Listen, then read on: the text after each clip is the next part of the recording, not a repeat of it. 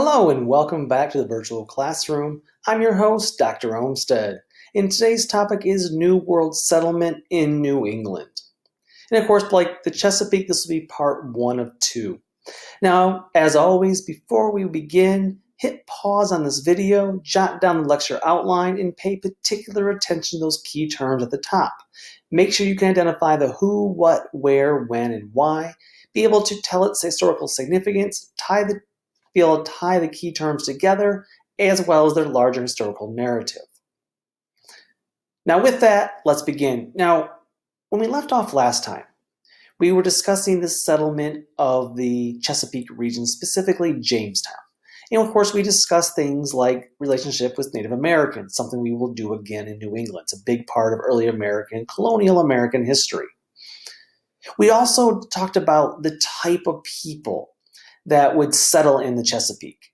And specifically, they were the riffraff, the lower sort, that bottom 50%. However, and we also, of course, talked about what was going on in Old England that drove them to settle the Chesapeake region.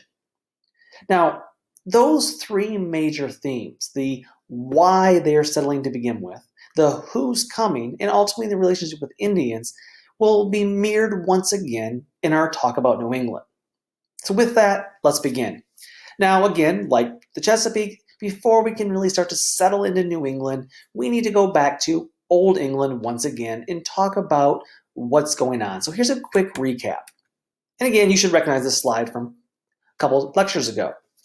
Now, when we talked last time, we talked about things going on in Old England. We talked about the Reformation in 1517. Of course, Martin Luther will post his famous 95 Theses. Again, never really happened. But the big issue, of course, he was protesting the Catholic Church because what Martin Luther believed in was a concept known as sola scriptura. In other words, scripture only. The Bible itself, he argued, should be the final authority on all things. And what he saw the problem was, and what he wanted to reform the Catholic Church, was that you need to get rid of all these man-made additions. Things like the sale of indulgences, of course, was the big one, that you could pay to have a relative get out of purgatory early, which of course favors rich people and exploits poor people to give their hard-earned money to the church. And this is something he saw in his hometown. If you ever have the chance, there's a great movie, 2 versions of it, an older and a new version called Luther. Please watch it. Anyway, he believes that the authority or the doctrine of Christians should be based on sola scriptura, not on the Pope himself. In other words, the Bible is the final say, not the Pope, which of course undermines the authority of the papal authority of the Catholic Church, undermines the authority of priests. And again, hence why the term Protestant, they are protesting the Catholic belief system. Well, again, flash forward a few years, the Protestant ideas are filtering throughout Europe, including into Great Britain. And in Great Britain, you see, in England, King Henry VIII, of course, he was married. He did have a preference for Catholic. He believed it. However, he wanted an annulment of his marriage to his first wife, Catherine of Aragon, who would not bear him a son. So he could instead marry Anne Boleyn, who hopefully would bear him a son. Of course, he sends one of his entourage to go to the Pope and say, please, please, Pope, give him an annulment. It's the king. And of course, Pope says, no, it's a sin. So he says, no, really, pretty please, it's the king. And of course, the Pope says, no. So King Henry VIII says, screw you. I'm going to take over and form my own church, the Church of England, the Anglican Church, which again, technically is a Protestant church because it's not Catholic. Remember, Catholic means universal defined. That's what the definition of it is. And again, King Henry still has the same belief system. He believes in Catholic tradition, and for the most part, the Church of England, the Anglican Church, was for all form and function Catholic, with the one exception that King Henry was the head of the church rather than the Pope. And again, if you are interested in King Henry and all 6 of his wives, take a good European history course. Now, While he did prefer Catholic ideas and Catholic tradition, his son, King Edward, was much more in favor of Protestant forms of worship. Again, straying away from the Catholic iconography. And it is in this later tradition that we will see a sharp steering of the ship to when we get to Elizabethan England. And while she was still middle of the road, she favored Protestant ideas. And then, of course, King James I will lead to the creation of the first major English translation of the Bible, and then known as the King James Version, something that many of us probably hold near and dear today. And again, this was really important because it allowed any literate person to read the Bible for themselves, which also means interpret the Bible for themselves, rather than just relying on the clergy to tell them what the Bible says. Again, this is huge, but again, that's more for a European history course. So what does that have to do with New England? Well, I told you before, there's a lot of problems going on in Old England, right? And part of the problem was there was Protestant groups in England who looked around England and saw a lot of problems. Hence, the 50% riffraff problem, the lower sort problem. So it wasn't just the West Country colonial promoters. It wasn't just the Virginia Company. But by the 16-teens, 1620s, other religious groups were also getting on in the act and saying, ooh, wait, we have a lot of sin going on. Of course, they see things very differently than, say, the West Country colonial promoters did. The colonial promoters see things based on money. A lot of the church, these Protestant denominations, especially one group, the Puritans, they looked around and said, man, there's a lot of sin going on here. We got stealers, we got criminals, we have these poor, lazy people. That's raising the poor, of course, they're lazy. That's what they thought. There's, orphans who apparently their parents must have sinned or they must have sinned to have this problem. And of course, the prostitutes and the like.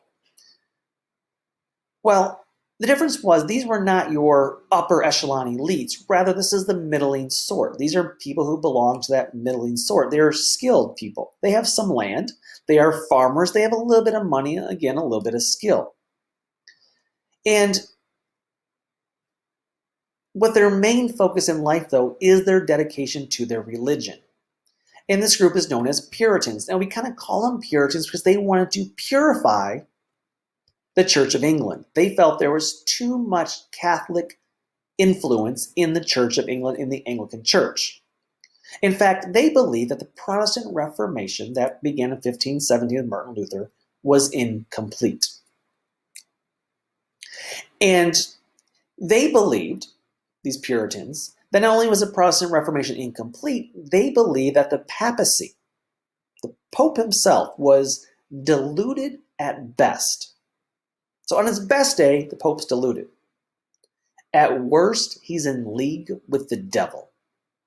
In fact, they referred to the Catholic Church as the fabled whore of Babylon that is prophesied in the Bible to bring in the end days. Yes, in the book of Revelation, the whore of Babylon was what the Puritans believed the Catholic Church was. And they said that the Anglican Church, the Church of England, was still too much like Catholicism. So they wanted to, quote unquote, purify the Church of England from all vestiges of Catholicism. And along with that, they wanted to purify society because English society was full of these problematic people. Drunks, gamblers, criminals, prostitutes, sinners. And of course, the ever ubiquitous and ever important, the big one, the creme de la creme, non-churchgoers.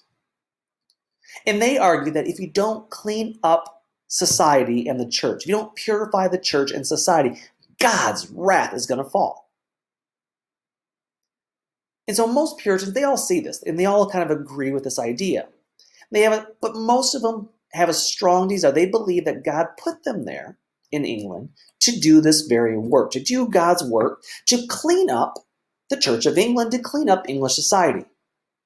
However, there was one small group of Puritans. They were known as separatists. And these separatists believed and reasoned that the Society of England was so far gone that it could not be cleaned up from within. In other words, it was hopeless. There was no way you could live in England and not be tainted by the vile sinfulness of society. You couldn't clean it up anymore. You could only tarnish yourself. And so they argued you needed to separate, hence the term separatist. Separate from society, start over, and create a new model Christian society. And create this model society. So what does this have to do with New England once again? Well, sure enough, in 1620, a small group of separatists, 102 separatists are going to leave England in 1620, and they're going to sail to what is now called New England. And as they approach, they will settle on a very famous place in 1620 known as Plymouth Rock. In case you haven't figured it out yet, yes, you may also know these separatists as the Pilgrims. The Pilgrims just has a nicer Americana ring to it, doesn't it? Separatist sounds so, well, radical. And we don't like that usually in class. Again, you'll get to know me. Love being radical here. Now, so they in 1620, they settle into Plymouth Colony, and their desire is, of course, to make a model town. And now, please note here, this is very important. They do not come here for religious freedom. They do not settle in Plymouth for religious freedom. They settle there so they can be free to practice their own religion.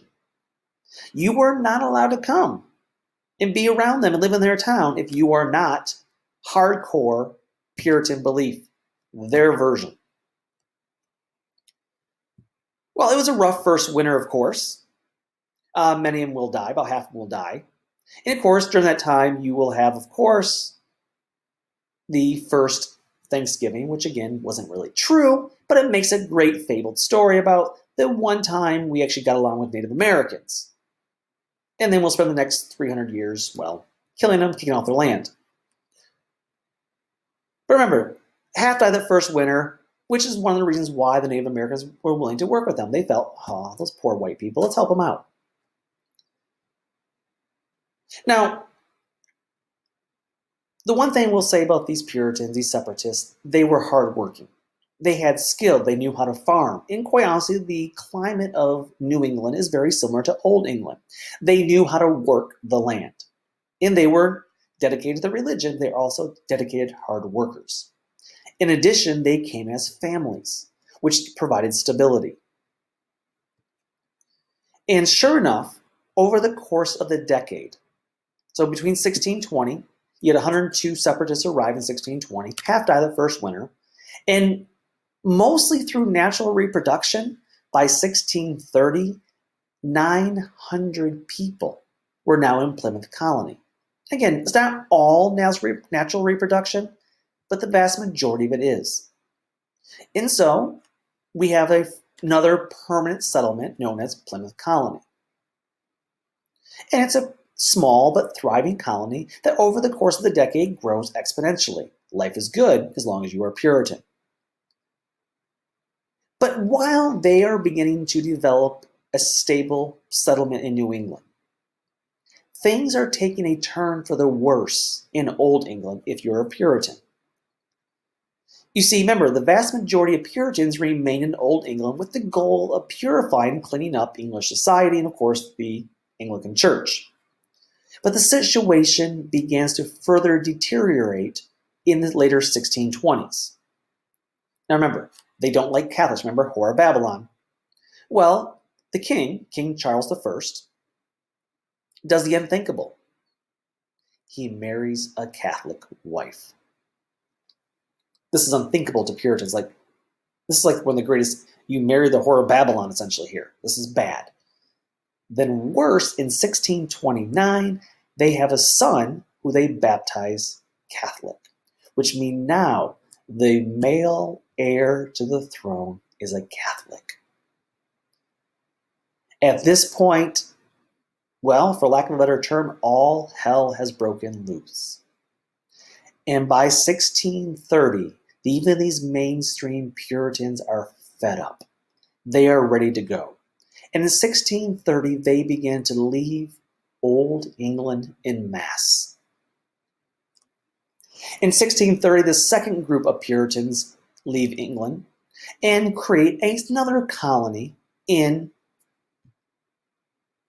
the Massachusetts area. So we had Plymouth Colony in 1620. In 1630, we will start a new colony led by John Winthrop due to King Charles I, and they will settle in the Massachusetts Bay Area, their principal town, of course, being Boston. Now, remember, these are not separatists. These were not that radical sect that we call Pilgrims. Rather, this is mainstream Puritans. And they come, again, they don't have these weird ideas they're going to find gold on the ground like they did in the Chesapeake. No, they knew what was going to go on. They're going to come and work hard. They want to form a business and make it a successful business venture. And in fact, from the very beginning, they created the Massachusetts Bay Company, led by John Winthrop, who would be the leader of the town, the mayor, and kind of a spiritual head as well. And what we see is 1630 commences what is known as the Great Migration. Now, please make a note. This is the Great Migration of 1630 that involves Puritans. Because if you take this class in the second half, 1302, we will talk about a second Great Migration during World War I of African Americans moving from the south to the north. But this Great Migration of 1630 is of Puritans from Old England coming to New England, settling in Massachusetts, specifically the Boston area. Now, please note, there's a couple rules here, right? Now, it's led by John Winthrop. Yes, he's the principal person in charge. And it's caused because of the marriage of Charles I to a Catholic wife. They have a Catholic son. But this was first of all, a business venture, as well as a religious venture. Again, the goal was to practice their own religion, because there are some very specific rules that are applied to the Great Migration that define this migration. Number one is the Great Migration is confined to a decade. So when you look at this time, from 1630 to 1640, that is the timeline of the Great Migration. So if you're talking about in an essay, or talking about in a paper, or trying to understand, remember, Great Migration, 10 years, 1630 to 1640, it is confined to that decade. In addition, there are 14,000 people who will arrive during this decade. Again, it's a lot of people. So number one, it's very brief, 10 years. 14,000 people arrive, and in order to participate in the Great Migration, you better be a dedicated Puritan. Remember, it's freedom to practice their religion, not freedom of religion. But nonetheless, by the time we get to 1630, 1640, we have two very distinct regions of our country, of this new country. We have two very distinct colonies. We have the Chesapeake and we have New England. So let's compare them for a minute here. Let's see, Jamestown. People who are living there are young single men with no skill, extremely poor. They live in an environment that is swampy, mosquito-ridden, very sick population, high mortality rates, and often drinking urinated fecal water. Versus New England, it's a cool winter, a little bit cool in the summer though, not quite as humid. The people who arrive there have skill, they have some wealth, they arrive as families, so they can rely on each other. It is not a swampland, healthier climate, longer life expectancy. But the reality is, it's not the best farming soil. No cash crop's going to grow there because of its rivers and rocky soil. In addition, now, ladies, I got to tell you, if you're choosing where to go, my suggestion is go to the Chesapeake for a couple of reasons. Number one is look at the male-female ratio. If you're a female, other than the fact that you probably were a prostitute, if you're in Jamestown, the Chesapeake area, you have your pick of the litter, ladies. There are 4 men to every one of you. So my advice is find someone who has a nice large tobacco farm, marry him, and if he dies, hey, combine that farm with another farm, marry someone else, and you can live very well. Just again, watch the water. Unfortunately, your life expectancy there is only 45 years.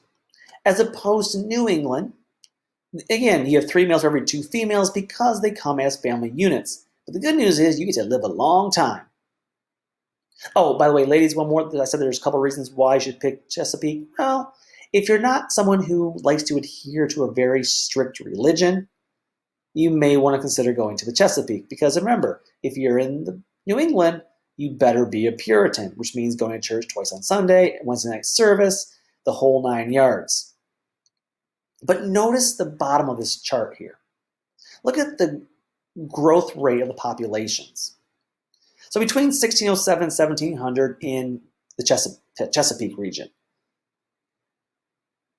120,000 immigrants, but yet only 85,000 people remain in 1700. Again, that high mortality rate. Life expectancy at 45 years old. Compare that to New England. There were only a total of 21,000 immigrants over the course of the 17th century. And 14,000 came in one decade. So again, there's not a lot of immigration going there. But yet, by the time we get to 1700, the population there has eclipsed the Chesapeake at 91,000 people. Because the average family has raising 6 to 7 children into adulthood. The family is how they identify themselves, the family unit. We'll talk about more of that in a minute. In addition, they need those families to work the farms. In addition, it's part of their religion to spread Christianity. You breed it. It's just part of the process. So, fantastic. You may want New England, you may side toward the Chesapeake. You get the choice here, people. But we're going to go back to New England for a moment here. Because the reality is, I said they have a lot of people there, and apparently they are procreating.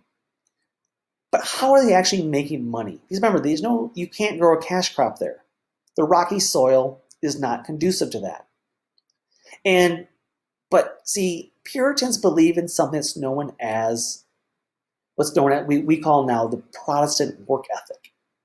These are Protestants, and they believe in what's called the Protestant work ethic. In other words, money's not evil. You should always work hard to show yourself approved by God. And this is their philosophy.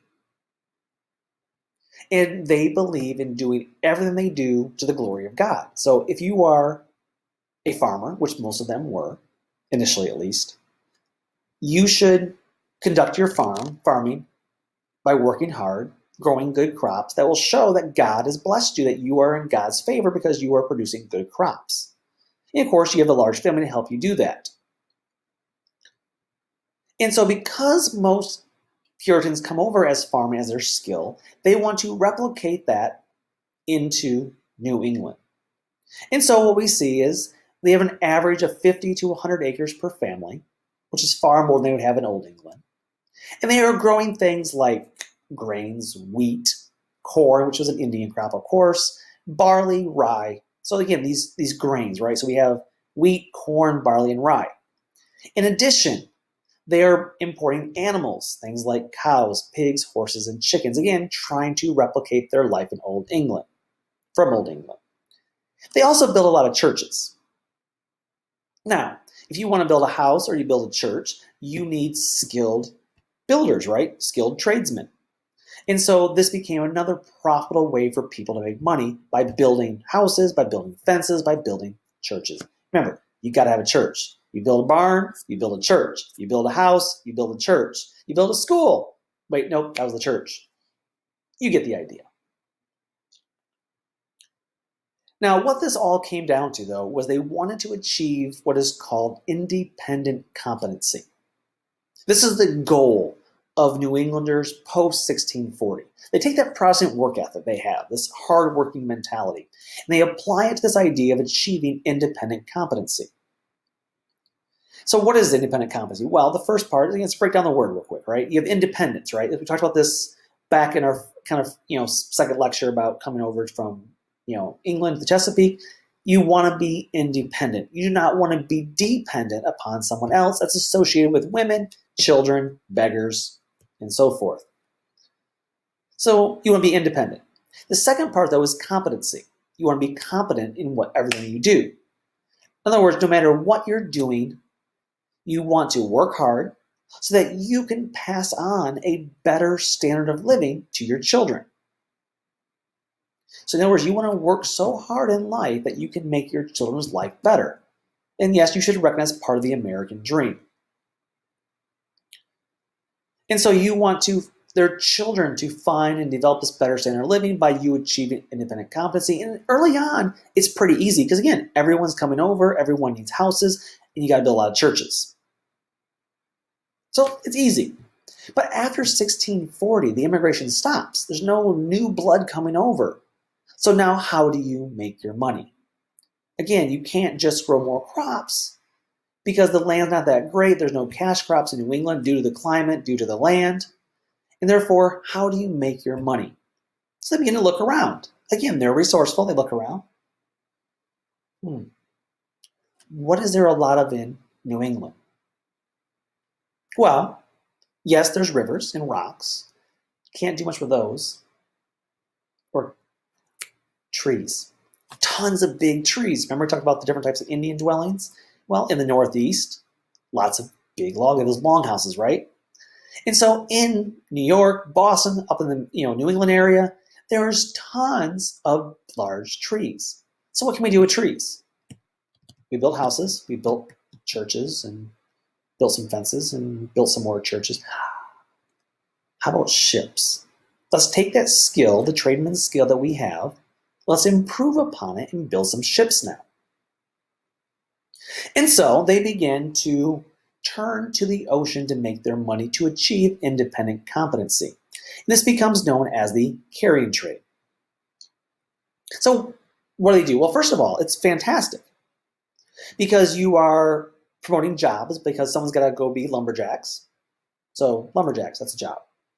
They have to then take that wood and they have to saw it down, shave it down, fashion it to build a ship. So you need some, people to actually, work the wood. You need the master shipbuilders. Then you need things like, a captain, crew. So hey, you want to see the world?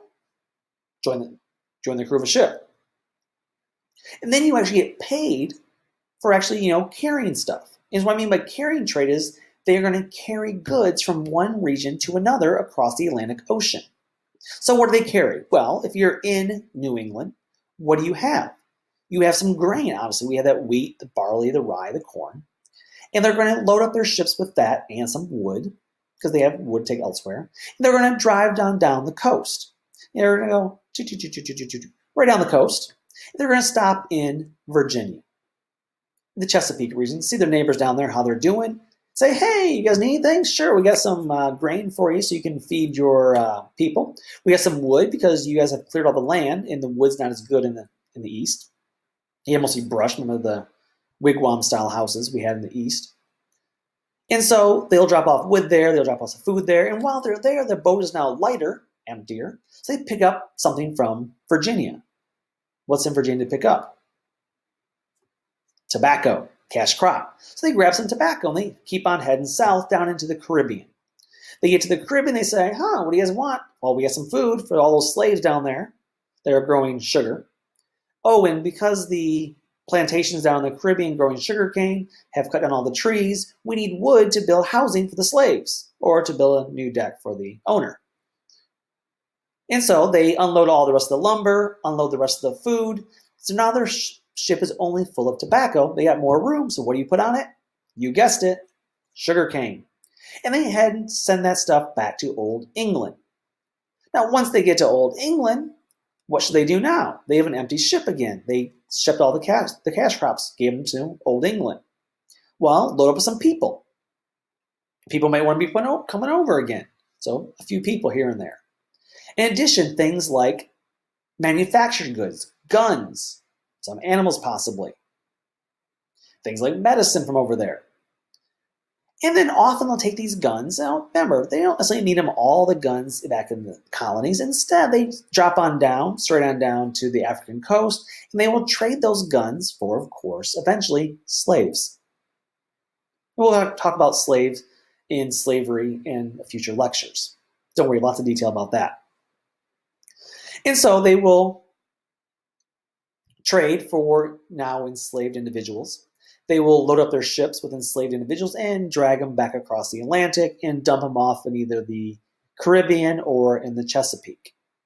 Again, we'll go much more detail later. But note that while this economy is built on carrying lots of things, kind of at its foundation ends up being slaves, because the enslaved are those who are picking the crops in the Chesapeake and in the Caribbean. Now, you might recognize this and consider this the triangle trade. Yes, I'm sure you're all aware of that term. Please never use that term for any essay you ever write for me, because it's not that simplistic. When I look at this map in front of me, I do not see a triangle. I might see a rectangle or a polygon. It's a web of exchange, the carrying trade across the Atlantic Ocean. Again, triangle trade is too simplistic. It's something you learn in 8th grade, not something we're going to talk about in a college course. So money is important. Money is very important to New Englanders. Remember, they want independent competency. But remember, one of the chief reasons they do leave Old England is not for money, but for religion. And so what they set up in New England is what's known as a Bible Commonwealth. See, Puritans believe no matter what you do in life, you must be very serious about it. Making money, living, and of course, religion. And for their part, their religion was known as Calvinist. Now, this is the denomination, we'll say. Now, Calvinists, let me show you my chart here to make this understand this better. You realize, under Christianity, under the heading Christianity, and again, this is a very simplistic, quickly done chart, not meant to encompass every single branch. And you'll also notice on the far right, we have other groups, and I'm not trying to shide them or deride them. It's just that they're kind of over on that side as not mainstream and not applicable yet to our talk in U.S. history. But Christianity, for a long period of time, was Catholic. The Catholic Church was Christianity for, well, thousands of years. But of course, everything changes in 1517 with Martin Luther. And we get the Protestant branch. So now we have two separate branches. And again, if you want to go into more detail in European history, in world history, you can talk about Eastern Orthodox, which you do see on my screen here. The Catholic Church itself had split, thanks to the Roman Empire relocating to Constantinople, etc. And we went from Roman Catholic to the Eastern Orthodox, and there are some newer branches nowadays of Catholicism, namely Pentecostal Catholics who believe in speaking in tongues. And then there's the Protestants. And remember, Protestant is still itself a very broad term. It basically stands for anyone who is protesting the Catholic Church, i.e. not Catholic. And under them, you will have your Anglican Church, the Church of England. You will have Lutherans, Baptists, Calvinists, Methodists, Presbyterians, Pentecostals, Church of God, etc. Guys, I like this slide because it really kind of understand how hierarchical, but yet how diverse, but yet they all go back to the same idea. They essentially believe in the same holy book. Now let's go back to the Puritans. The Puritans were a specific denomination or a specific sect of Protestant Christianity known as Calvinists. Now, Calvinists believe that no matter how many good deeds you do in your life, in other words, no matter how hard you work, no matter how many good things you do, God does not keep count. God's not up in heaven going, check. Ooh, you helped the old lady across the road today. Check. Oh, you were tempted to cheat on that test. Take the check off. Oh, you helped your little sister with her homework. Check. God's not doing that. And so Calvinists believe that they don't believe that good deeds get you to heaven.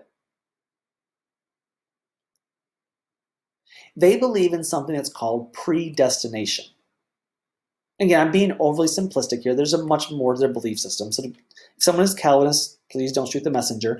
I'm doing this as a generalization. They believe what's called predestination, though. And basically, predestination is God already knows who's going to heaven and who's going to hell. And no matter what you do in life, you can't change God's mind. You're predestined for heaven or hell. So God already knows where you're going. Now, on the one hand, this is kind of reassuring. It doesn't put any stress on you necessarily. Now, don't forget though, they still believe in working hard, doing everything for the glory of God. And in Calvinist belief system, they do believe that you need to work hard to show yourself approved to God. That's still part of it. But you can also understand why some people are like, well, wait, if God's already decided, then why do I need to live a certain way? I mean, you can understand why an extreme view of this would basically be a license to commit sin. And again, there was this belief in Calvinism, though, that said that you are predestined, but you can eventually find out, though, because God will reveal it to you if you are living the right way, and you'll hear God's voice speak to you, and you will know whether or not you're going to heaven, whether you were one of the chosen elect or not. But nonetheless, the reason that you need to live right, though, right? So there's a reason why you need to live right. They believed in the Bible Commonwealth. Remember, I told you, they set up the Massachusetts Bay Colony to be what they called a city upon a hill.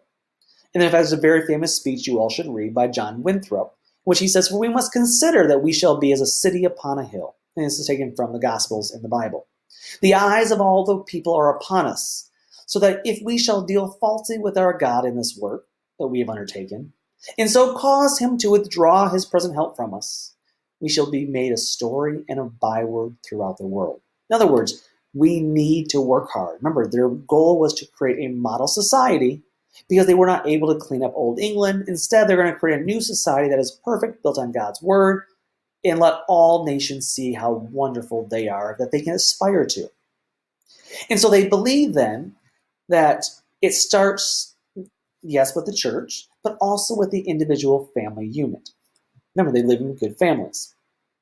And they see that religious families are the engine for reform and renewal in society. Again, New England is unique among colonies in the early period because they came as families, where most others are usually single men. But see, what they saw was, okay, so we got this religious economic society known as Massachusetts Bay Company, Massachusetts Colony.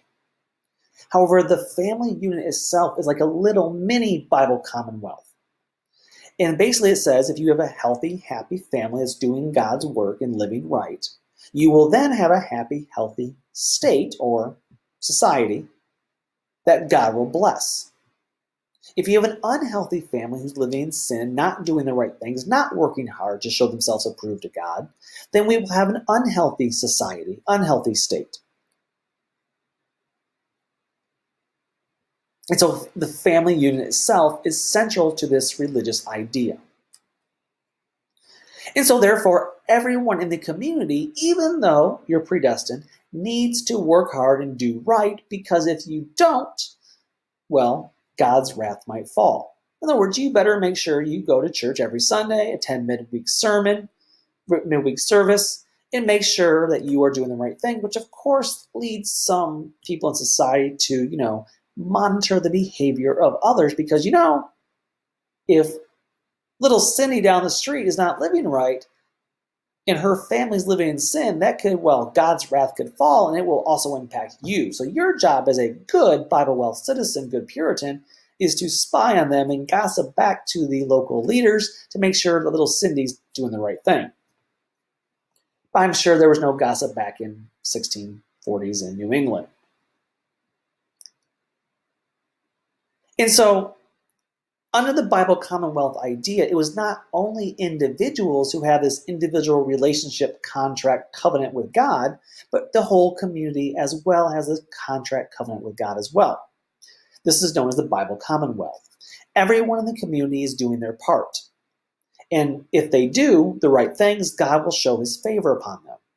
So examples: good harvest, no drought, no illnesses, no pandemics, no problems with local Native Americans. However, if the community members break that contract, God's wrath will fall: drought, sickness, storms, disease, Indian attacks. So they're always worried about angering God. It's almost like God's like the old, God Zeus, right? It's kind of got Zeus up in his, in the heavens, and he has a lightning bolt ready to strike them down if they mess up. Again, they don't accept other religions because to accept another religion would be to allow sin into your society. Again, inflicting the Bible Commonwealth. Remember, this is not a society about freedom of religion. It's freedom to practice their religion. So all's going pretty well for a short time. Everything changes, however, thanks to Anne Hutchinson. It's an interesting case study of what life was like in in New England. Now, there are some pitfalls, of course, when everyone's reading the Bible for themselves. See, for the Catholic Church for thousands of years, it was pretty easy to control the message. The people couldn't read the Latin the Bible was written in, and the only people that could were the clergy, and so therefore they could control the interpretation thereof, headed by the Pope. But when everyone's reading the Bible for themselves, of course, everyone may come up with a different interpretation. In fact, if I assigned you all a chapter of the Bible to read, and there are 30 of you, I would probably have at least 25, if not 30, different interpretations of this chapter of the Bible. And it can get worse is, what if a woman did that? What if a woman read the Bible for herself and interpreted it for herself? Someone who's not respected as an equal of society. Such was the case of Anne Hutchinson. You see, Anne Hutchinson, she and her husband had remained in England until 1634. And in 1634, she came over as part of the Great Migration. Now, she was a trained, well-respected midwife. She was well-respected and revered for her Christian devoutness.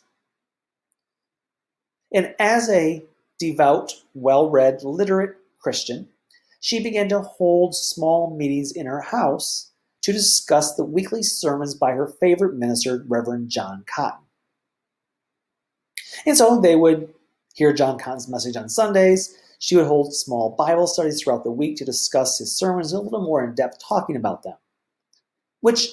Is that okay for a woman?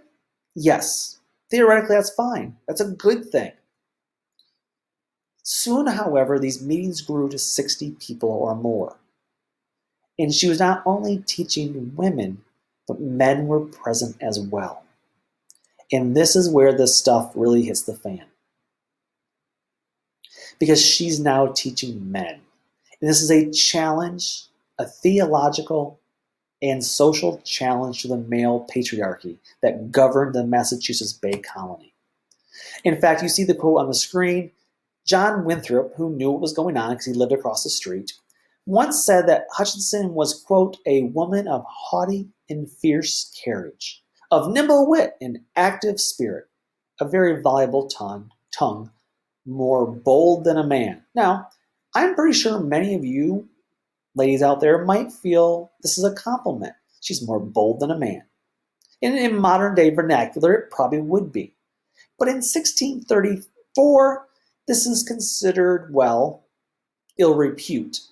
This is considered challenging the male patriarchy and trying to upset their society, wherein God's wrath may fall. So what was the problem here? What was Anne's big thing? Why was she teaching these large meetings? Well, Reverend Cotton and Anne Hutchinson agreed on some certain details. And in fact, they were genuinely concerned and worried about the colony. What they believed was some ministers, not John Cotton, not Anne Hutchinson, that they were teaching their congregations in the wrong way. They believed that some ministers were teaching their congregation that, yes, you need to do good works in order to show yourself approved by God, that you should live just so that you can be ready should you be the one who God has chosen to go to heaven and have strong faith and have salvation. And of course, they looked around the world, they said, oh, we're having good crops, things are growing good, we have new immigrants coming, life is good, God must like this. And they see this as signs of God's chosen election of them, that they are being blessed for their hard work, which again doesn't sound necessarily a bad thing. But if taken to an extreme, this was an affront to what John Cotton and Anne Hutchinson believed was Calvinist Puritan religious doctrine. Because both Anne Hutchinson and Reverend Cotton rejected this. And they condemned this as a drift into what they call, let me go back to my slide right here so you can see the spelling, to a thing called Arminianism. Now, Arminianism is this embracement of what the Bible calls a covenant of works. In other words, you are trying to do good works to show yourself that, hey, see, God will approve of me if I do good works. And taken to an extreme, again, you should do good things. Yes, they believe that. But taken to the extreme is you are doing good works to earn God's favor. And they say, no, that's not what the Bible says. In fact, that's called a covenant of works. That's known as Arminianism. Let me go back to my picture here of Anne Hutchinson. And see, the problem comes in that if you're doing this, you are no longer living by grace, which is what the Bible, they said, teaches people to do. You live by grace. God's salvation is by grace. Remember, predestined. In other words, it's completely by God's grace that you are going to heaven, not by anything you do. You are predestined. Nothing you do can affect that. And so by the fall of 1636, Anne Hutchinson is teaching these meetings in her home, men and women, and she begins to accuse the Puritan ministers of heresy, that they are teaching salvation is dependent upon an individual's good works, which was contrary to Puritan beliefs. Now, of course, the ministers denied this, arguing that good works are evidence of salvation, of conversion, not the grounds or cause of salvation. Let me repeat that. They deny this charge. They say that no. The good works we do, that's just evidence of our salvation, not the cause of our salvation. And they argue they are not teaching this so-called covenant of works. Now, Hutchinson persists, again, challenging the male patriarchy, arguing that the assurance of salvation came from this mystical experience of grace as an inward conviction from the Holy Spirit. She believed that teaching that good works were evidence of true conversion salvation, these ministers were preaching a covenant of works rather than a covenant of grace. But then she went further. She says that they were under what's called a covenant of grace. And she says that God communicated to her directly, declaring that she was capable of interpreting the scriptures for her own. And she interpreted that no, the covenant of works is wrong. Instead, she believed, go back to my other slide real quick, in what's called antinomianism. That's a big fancy word, so a nice $5 word, but it's really simple to understand. What it means is take the root where they're anti or anti. So anti means, of course, you know what that means, right? It's the opposite or against. Nomianism is law. So antinomianism is anti-law. In other words, she's against the law that says you need to do good works to be saved. She falls in the camp of grace. It's the covenant of grace, not the covenant of works. Why is this important? Why is such a big deal? Isn't just semantics? Well, in some respects, it is. It's just semantics. Unless you take antinomianism to the extreme view. Think about it. If you're saved by grace, in grace alone, no matter what you do, remember you're predestined, so no matter what you do in life, cannot change God's mind, good or bad. Then, by extreme extension, you should basically be able to go kill someone on Fifth Avenue or downtown Boston, and it would not change one bit whether or not you're going to heaven or not. Anarchy would reign. And thus, this is an extremely big affront and challenge to the male patriarchy, and challenge to John Winthrop's vision of a city upon a hill. Because if everyone is living like this, chaos will ensue, and quite honestly, selfishness will ensue, where everyone's worried about their own individual rights and freedoms, grace, rather than what's best for the collective society. And of course, they're afraid that God's wrath will fall. So they put her on trial. And during her trial, she is forsaken by Reverend Cotton. He disowns her and says, no, I have nothing to do with her, because everyone knows the outcome, the verdict has already been decided. However, if you want to read her trial transcripts, get a hold of me, I have them. And they're quite interesting to read as she defends herself magnificently. She condemns the ministers. She's a real champion for women's voice and women's rights and women's equality. But then she gets to, it's not a mistake that she makes, but she says something that she can't back away from. It's kind of the nail in the coffin. She says that God has spoken to her directly. And she knows that she is one of God's elect. So here again, we have this challenge to male patriarchy. And it's at this moment when all the ministers, and John Winthrop included, agree she is guilty. Again, it was a foregone conclusion, but that kind of the nail in the coffin. They press her to confess, but she never does. In the end, why is she excommunicated from the city? Well, she's a woman teaching men. She says she heard directly from God. And this idea that if it is a full covenant of grace, antinomianism, it will upset the perfect city, Winthrop's perfect plan, the city upon a hill. So in 1638, she is banished from the colony. She's sent away. She will eventually settle into New Jersey and eventually into Rhode Island. She'll live with family there. Now, after she leaves in 1638, there's an earthquake that will strike the settlement that when Anne reaches her new settlement in New Jersey, and an earthquake strikes the settlement. And this was a sign to the Puritan hierarchy and leadership back in Boston that says, see, this is God condemning her because she was sinful. We were right to excommunicate her and send her packing because this is God's punishment. So 1638, there's an earthquake where she moved to. In 1639, she got pregnant. You may say, oh, well, big deal. She was 46 years old with her 16th child. Now, 46 is even old by today's standards. It was really old back in the 1630s. So in 1639, she gets pregnant. Their 16th child at age 46, and she will have a miscarriage. And the men of Boston proclaim that this monster birth was proof of her religious heresy.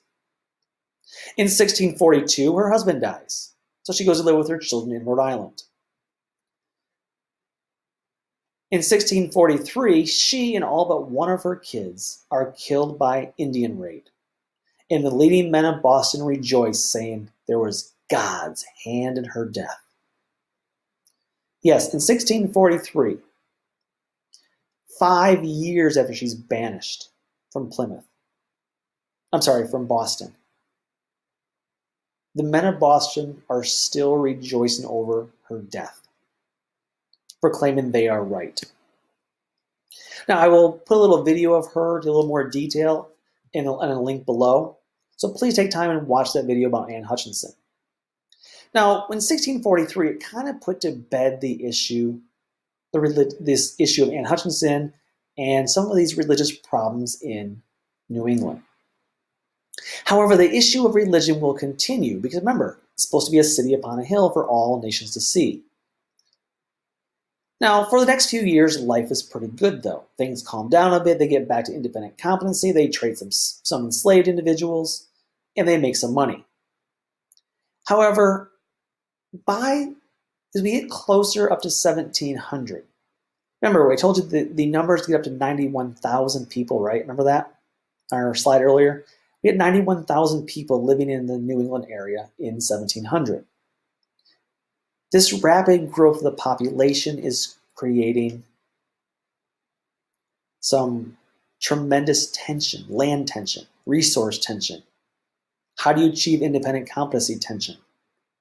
In addition, in 1689, there was a war known as King William's War between France and England that took place mostly in Canada. But the result was a lot of refugees began to flood into the Massachusetts Bay Area. You may say, well, so what? Well, more competition for economic resources, more competition for land, and these people were not Puritan. So now we have religious conflict in addition. These displaced persons were not the same devout Puritans that existed in John Winthrop's vision. All this situation, this economic competition, the land competition, these refugees coming in, all come to a head in 1692 in a town called Salem, when two young girls, aged 9 and 11, get sick and they begin to convulse in bed. They screamed, they uttered strange things. And of course, the doctor who came to visit them, again, they don't understand, medicine like we do nowadays, so they blame the supernatural. Remember, they don't understand germs yet. It's just supernatural. And so they say things in religious terms, it's supernatural, and under pressure, these two young girls, aged 9 and 11, they will blame Tituba, who is a Caribbean slave living in the mayor's home, and Sarah Good, a homeless beggar, and Sarah Osborne, an elderly, impoverished woman. So here's the situation. You have these two girls, young, under pressure, who are convulsing and deathly ill, screaming random things, and presumably hallucinating. When pressed, there's who did this to you? Who did this to you? It must be supernatural. It must be the devil. It must be witchcraft. They point to three very vulnerable people. Remember, no men. So women who are already lower on the social spectrum. They chose an elderly, impoverished woman, Sarah Osborne, a beggar, homeless beggar, Sarah Good, and Tituba, a Caribbean slave. People who really no one would miss and who are, well, susceptible in society. Now, to make this easier to understand, I have a short video, and it's not one I've created, but one I've pulled off YouTube, but it really kind of shows you what happened. Then we'll come back afterward and talk about kind of the ending of this. So enjoy this little video real quick. The Salem Witch Trials, 1692 to 1693. In Salem Village, Massachusetts, February 1692, Betty Paris, age 9, and Abigail Williams, age 11, the daughter and niece of Reverend Samuel Paris, became ill. Their health failed to improve, and they went into constant fits, so a doctor called William Griggs was called in. His diagnosis? Bewitchment. Soon other young women began to exhibit similar behavior, and a wave of hysteria spread throughout colonial Massachusetts.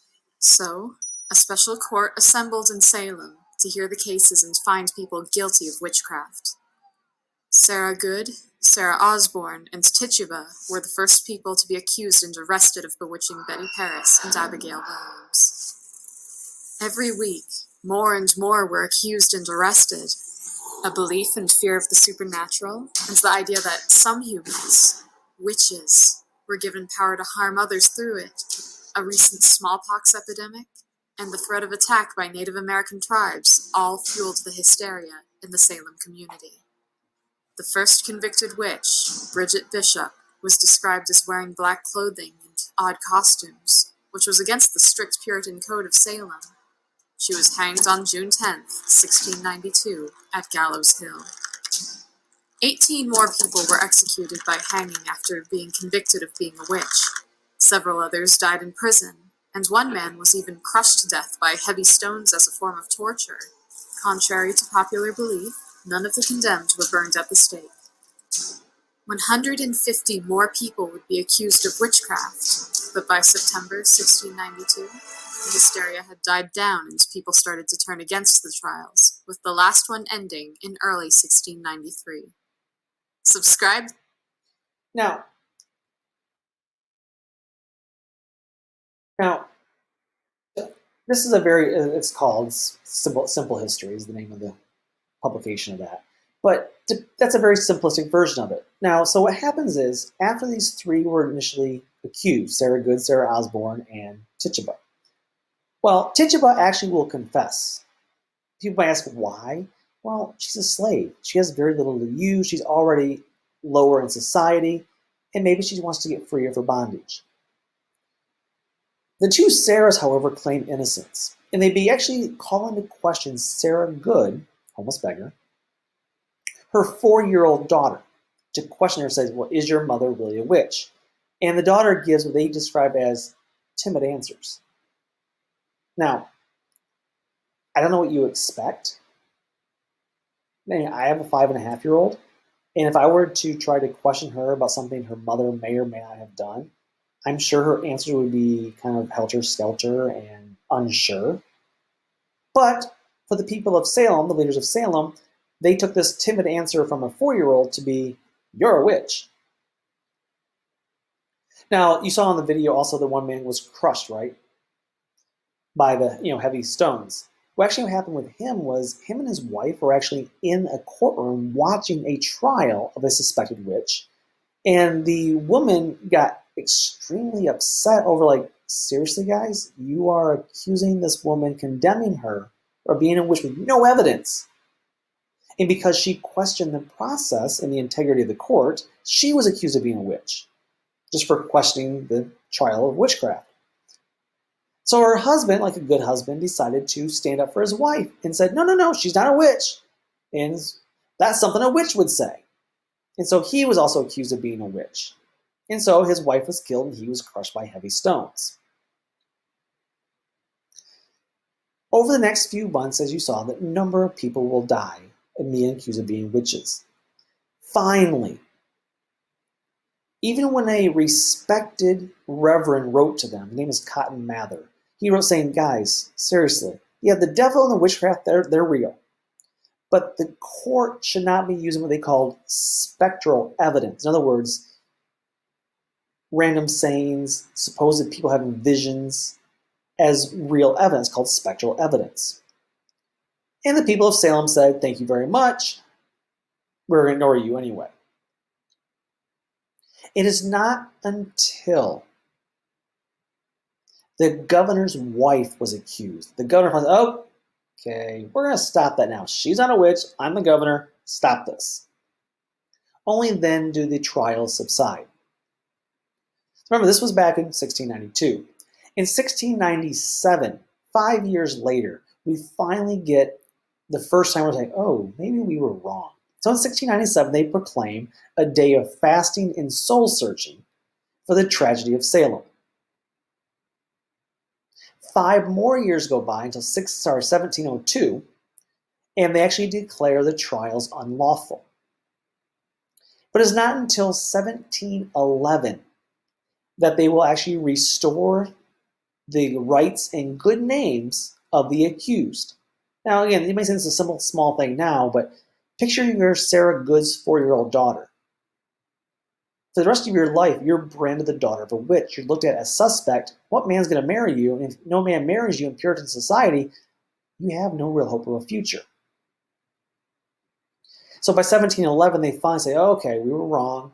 These trials were a sham. In fact, we're going to restore the good name of all those who were accused and killed.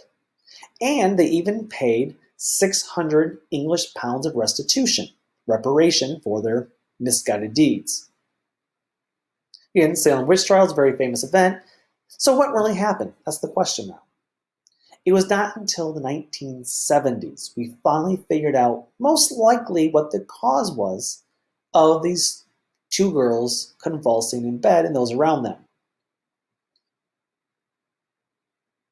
And what they found out was that there was these abnormal habits of the accused were caused by fungus known as ergot. Now, ergot was given in the 1970s as a woman's drug, but ergot is a fungus that likes to grow on rye, wheat, and other light types of grain. If you remember correctly, at the end of this lecture, we talked about New England grows rye, wheat, and corn, and barley. And this fungus grows on it really well, especially in kind of swampy type areas, which is where Salem is located. So it's this fungus that grows on this grain crop. Toxicologists in the 1970s say that if you eat ergot-contaminated food, grains, it can lead to things like muscle spasms, vomiting, delusions, and even hallucinations, which the 1690s must be witchcraft. Oh, yeah, this fungus thrives in damp, warm climates, not unlike the swampy meadows of Salem Village, where rye is the staple crop during the spring and summer months. So again, this religious fervor is going to carry throughout the 17th century, causing issues with this conflicting ideas of independent competency and, of course, the Bible Commonwealth. And you see this causes lots of troubles. Remember, the key here is, yes, it was a thriving, successful colony, but underneath there were some issues, especially in terms of they wanted freedom to practice their own religion. Now, when we come back next time, we'll talk about their problems with local Native American tribes. So until next time, take care and bye-bye.